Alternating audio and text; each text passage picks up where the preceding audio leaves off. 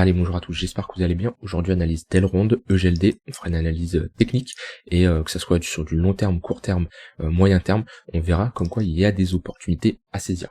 Alors la dernière fois que j'ai fait une update, c'était il y a 2 mois à peu près, ouais, ça devait être par là, où pour le moment ma vision n'a pas changé. Pour ceux qui sont fans de Elrond, on n'est toujours pas dans une opportunité d'achat. Voilà. Comme d'habitude, mon tunnel daily, tunnel jaune ici, qui sont des moyennes mobiles, d'accord, de 144, 169, 233 périodes, et qui me permettent d'avoir un point de repère si la tendance est toujours baissière, ou est-ce que la tendance est haussière ou dans un range. Pour le moment, on est clairement toujours dans une tendance baissière. Les sommets sont de plus en plus bas, d'accord, c'est clair, hein, la dynamique de marché, elle est baissière, et on évolue toujours en dessous de nos tunnels daily. Donc là, c'est ma façon de voir les choses et de savoir est-ce que pour le moment c'est une bonne opportunité d'investir. Et bien selon moi non. Ici on n'est pas pour le moment favorable à de l'achat. Donc on patiente. Alors certes, hein, il y en a qui ont toujours besoin d'acheter, toujours besoin de rentrer en position et de faire du DCA, avoir la satisfaction de parce qu'en fait ils ont peur de rater le train. Ils se disent ok, j'achète toutes les semaines, comme ça au moment où ça part, je suis dans le train. Le train il va pas partir, vous allez pas avoir un EGLD qui va faire un x10 en 2 jours. D'accord? Non, ça se passera pas de cette manière-là. Donc patientez, voilà, tous ceux qui ont acheté ce niveau-là, on était toujours dans une tendance baissière, et actuellement ils sont sur un moins 44%. Alors il y en a ils vont dire bon pour moi c'est rien. Oui, mais en plus que tu perds de l'argent, en plus tu immobilises du capital, c'est-à-dire que ça fait un an, ton capital, en plus d'avoir fait un moins 50%, il est bloqué et il ne fait rien, alors que tu pourrais le faire du staking à côté, tu pourrais l'investir dans de meilleurs projets, tu pourrais l'utiliser dans ta vie de tous les jours, mais voilà, il y en a beaucoup, ils achètent sans prendre en compte qu'ils peuvent holder un token pendant 2, 3, 4 ans, et voilà. Surtout ce genre de gens en général, on va juste pump, comme ça on va venir ici, et ils vont prendre des profits, ils vont prendre un plus 50%, après avoir pris un moins 50% également, donc risk reward de 1 pour 1, après immobiliser son capital pendant 2 ans, c'est pas la meilleure chose à faire. Donc vous voyez, pour certains l'investissement ça peut paraître simple, si pour vous investir c'est acheter et hold et patienter, c'est pas comme ça que ça se passe, et vous aurez pas les meilleurs résultats. Alors oui, vous pouvez gagner de l'argent de cette manière-là, mais voilà, pour moi c'est surtout c'est pas la meilleure optimisation. Donc ici, moi personnellement, si je devrais m'exposer sur EGLD, chose que je ne ferai pas parce que le fonda, c'est pas quelque chose qui m'intéresse côté EGLD, j'ai des projets beaucoup plus intéressants que je préfère renforcer que rentrer sur Elrond, mais éventuellement ici, on est bloqué dans un range ici weekly entre 2 bandes. Si on a une cassure à la baisse, vous patientez encore plus, d'accord, il n'y aura aucun intérêt de rentrer en position, on sera toujours dans une dynamique baissière. Si par contre, on commence ici à avoir une clôture nette, d'accord, donc une vraie cassure avec une vraie impulsion haussière, on veut pas une mèche qui prend la liquidité comme ça, d'accord, on veut vraiment une cassure, qu'on casse ici notre tunnel daily et qu'on valide ce W weekly, il peut y avoir quelque chose à faire. On est potentiellement sur un début de bottom. Attention, un début de bottom, ça veut pas dire ça y est, c'est le bottom définitif, nouvelle ATH. Non, d'accord? Ça peut être une structure qui nous dit, ok, on a trouvé une zone où la demande est supérieure à l'offre, les acheteurs défendent cette zone-là, les acheteurs n'étaient pas intéressés par cette zone-là, ni cette zone-là, on avait des vendeurs qui poussaient, là, ok, on a trouvé une zone où les acheteurs défendent. On fait des creux et des sommets de plus en plus haut, et à minima, on peut peut-être rentrer dans un range. On peut également retracer, d'accord, aller chercher ce tunnel 3 jours et faire un plus bas. À vous de sécuriser vos profits, etc. Mais selon moi, il peut y avoir ici quelque chose d'intéressant à faire. Alors bien sûr une zone d'invalidation, parce que si on clôture sous ce niveau-là, et votre entrée est invalidée. Alors moi, sur du court terme, je vais avoir des stop-loss qui sont déclenchés d'un coup s'il y a une mèche. Sur du long terme, je vais plutôt attendre des zones d'invalidation, c'est-à-dire une clôture nette de mon niveau, parce que souvent on peut mècher et réintégrer. Ça me semble plus... moi, c'est ma manière de fonctionner. Après, chacun sa manière de fonctionner. Donc voilà, ça peut être une entrée assez intéressante, et après, en termes de take profit, ça c'est à vous de voir, vous pouvez prendre la liquidité du dernier sommet qu'on a ici, le retracement, des retracements de Fibonacci, si je prends le dernier sommet ici, hop, tac, nos 0,382, voilà, chacun a sa manière de prendre des profits, ça c'est vraiment propre à vous, mais pour moi, si il y a quelque chose à faire sur EGLD, et pour le moment, ce n'est pas le cas, on est toujours dans une tendance baissière, et je chercherai moi à short jusqu'à qu'on me prouve que on est potentiellement en train d'inverser cette tendance, et ça se matérialise par une structure en W, qui est une structure de bottom, d'accord? Donc voilà, c'est pour moi la chose la plus intéressante à faire pour ceux qui veulent investir sur du long terme sur EGLD. Ici, ça peut commencer à devenir intéressant. Pour le moment, tant qu'on n'a pas de clôture, ça sert à rien de chercher à rentrer en position, parce qu'on est toujours dans une tendance baissière avec des creux et des sommets de plus en plus bas. Donc ça, c'est pour du long terme.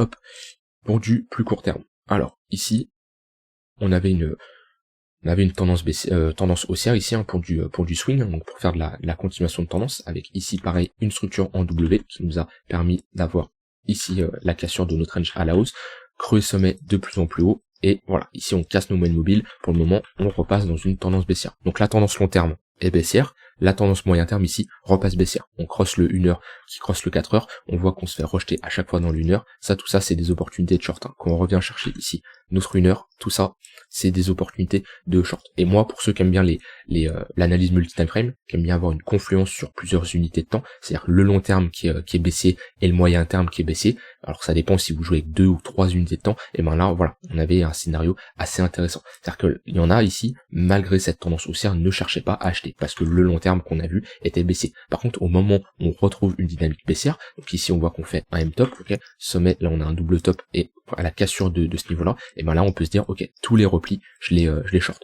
Donc pour le moment, hop, je vais mettre mon MACD, je le vois, on a un essoufflement, hop, s'il peut bien se mettre, voilà, on a un premier essoufflement ici, on a une plus grosse divergence, si je me mets en daily, on la voit mieux, voilà. On a ici un essoufflement des vendeurs, donc quand on commence à avoir un essoufflement des vendeurs, ça peut nous dire, ok, c'est pas pour ça que la tendance s'inverse, c'est pas pour ça qu'on peut pas avoir une continuation, mais ça nous indique que les vendeurs sont beaucoup plus faibles, donc pour ceux qui cherchent à short, ça commence à faire tard, d'accord? Ici, c'est ok, pourquoi pas, ici pourquoi pas, là on arrive dans des zones où ça commence à faire tard, et surtout on revient chercher cette pressante zone de demande, là on est sur support à l'heure actuelle. Donc short un support, on évite en général, d'accord?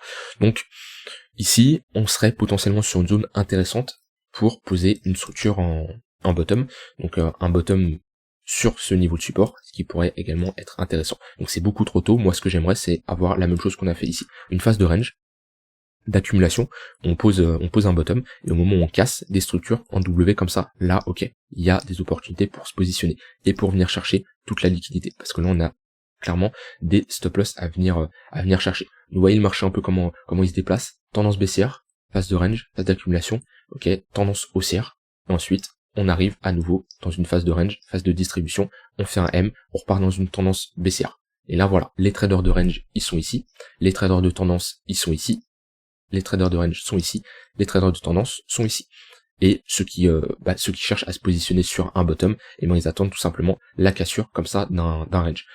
Vous voyez, ça dépend toujours de votre profil, hein, on peut pas être partout, d'accord, des opportunités, il y en a tout le temps, sur tous les actifs, à vous de sélectionner ce qui vous intéresse le plus. Mais pour moi, sur GLD, ici, c'est trop tôt encore, ce que j'aimerais, c'est un tunnel 1 heure qui commence à être plat, comme on avait sûrement ici, voilà. On commence à faire résistance, il devenait plat, mais c'est vrai qu'on l'a cassé d'un coup, c'était pas évident à prendre une position sur un bottom, mais l'idéal, ça serait un tunnel 1 heure qui devient plat, ok, et on commence à le casser doucement, on fait un pullback à l'intérieur, là ça serait intéressant.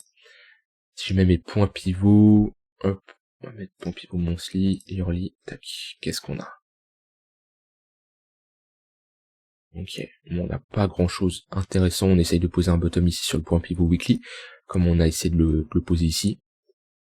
Moi, il n'y a pas grand chose intéressante, ici c'est une bonne zone de prise de profit. On est sur une grosse zone de résistance, si je prolonge ici, ok, plus point pivot weekly monthly, donc si on y retourne, c'est une très bonne zone, plus si je mets un Fibonacci, je le vois d'avance, voilà, on est sur nos 0,382, donc là on a une bonne confluence pour chercher à prendre des profits, ou éventuellement chercher à short. C'est-à-dire que là on est plus trop sur une zone de support, hein, je vous rappelle les zones de support ça se long, les zones de résistance ça se short, on est plutôt ici sur une zone de résistance, et si les vendeurs veulent maintenir cette tendance baissière, les 0,382, notre premier arrêt, c'est une très bonne zone pour avoir un prolongement de cette tendance baissière. Donc vous voyez, j'anticipe pas là où va aller le marché, j'en ai aucune idée, mais j'ai mes zones qui m'intéressent. Ici, j'ai une zone de vente, d'accord? Ici, à l'heure actuelle, on est plutôt dans une zone où je ne chercherai pas à short, je privilégierai l'achat, mais c'est trop tôt, j'attendrai une accumulation qui montre que les acheteurs sont présents. Comme je vous l'ai dit, ici, une structure en W, on casse notre 1 heure qui commence à être plat, et ça peut devenir intéressant. Voilà globalement ce qu'il y a à faire sur GLD. Sur du long terme, comme je vous l'ai dit, on patiente, on attend la cassure de ce niveau-là, une clôture nette en weekly. Attendez toujours les clôtures, c'est important, sinon vous allez souvent vous faire piéger. Et à l'heure actuelle, soit vous cherchez à short, mais comme je dis, on est sur support, donc c'est pas trop la meilleure des choses à faire, ou soit vous attendez, vous patientez une accumulation, avoir une cassure, hein, donc soit vous tradez le range, le haut ça se short, le bas ça se long, comme on avait ici, ok. Le haut ça se short, le bas ça se long, ou vous attendez la cassure pour jouer le pullback, pour jouer le bottom, et sinon prise de profit ici c'est intéressant. Voilà tous les scénarios que j'aurai en tête à faire sur GLD. Donc pareil, ça dépend toujours de votre profil. Il y en a, ils vont utiliser d'autres outils, d'autres indicateurs, et ils vont trouver d'autres zones intéressantes. Voilà, il y en a, ils vont se dire, ok, bah je mets un Fibonacci, moi je ne chercherai pas à short tant qu'on ne revient pas chercher ma zone de rechargement. Voilà. Hop, ici on a une confluence, on comble cette zone d'imbalance, zone de rechargement. Pour certains, c'est la zone où ils chercheraient à short. Et pour eux, ici, c'est trop tôt. Chacun a son profil, ça dépend votre tolérance au risque, est-ce que vous êtes quelqu'un d'agressif ou pas agressif, il y a plein de paramètres à prendre en compte. Mon but c'est de vous partager ma méthode, ma manière de faire, c'est pas pour ça que c'est la meilleure, c'est pas pour ça que vous devez la copier, chacun a sa manière, mais ça vous permet d'avoir quelques pistes et savoir comment je fonctionne. Voilà, maintenant on va regarder aussi la paire contre le BTC. Tac, ouais, c'est pas très joli, hein. C'est pas très joli. On a cassé un gros niveau de support ici. On a cassé un gros niveau et pour le moment pareil, on est toujours dans une tendance baissière. Là, on le voit, les moyennes mobiles sont clairement orientées à la baisse. Ouais, c'est pas très joli. On est sur support à l'heure actuelle, mais moi j'aime pas trop ce qui dessine. On est sur support. Mais c'est moche. Pour le moment, on a aucune indication quand on essaye de se retourner. Il faudrait un bottom ici. Creux, sommet, creux plus haut que le précédent, cassure, ok, là ça peut devenir intéressant. Pour le moment on est toujours dans une dynamique baissière, donc ça nous dit que EGLD se fait surperformer par le BTC. Donc là si vous êtes un investisseur, il vaut mieux investir sur le BTC que sur EGLD, à l'heure actuelle quand je vois la charte, parce que là ça fait, depuis le top de novembre 2021, depuis le top du BTC, et ben c'était plus intéressant d'avoir du BTC dans son wallet que du EGLD, parce que il s'est bien fait surperformer le EGLD là. Ouais, c'est pas très très joli. Donc voilà, à vous de voir aussi en fonction de votre profil d'analyse fondamentale si c'est un token qui vous plaît pour le long terme, d'accord. Je vous conseille toujours, hein, si vous faites de la spéculation sur quelques minutes, quelques jours, quelques semaines, quelques mois, à la limite, on peut faire de la spéculation sans l'analyse fondamentale, et encore quelques mois, vaut mieux encore avoir un peu savoir où on met les pieds. Maintenant, si vous faites de l'analyse pour le prochain cycle, pour du 6 mois, 1 an, 2 ans, là, il y a une grosse part de l'analyse fondamentale qui doit être analysée, tout simplement. On peut pas se baser juste sur une charte. Voilà, n'hésitez pas si vous avez des questions à me les poser. Je vous souhaite une très bonne fin de journée et on se retrouve demain pour une prochaine vidéo. Bye bye.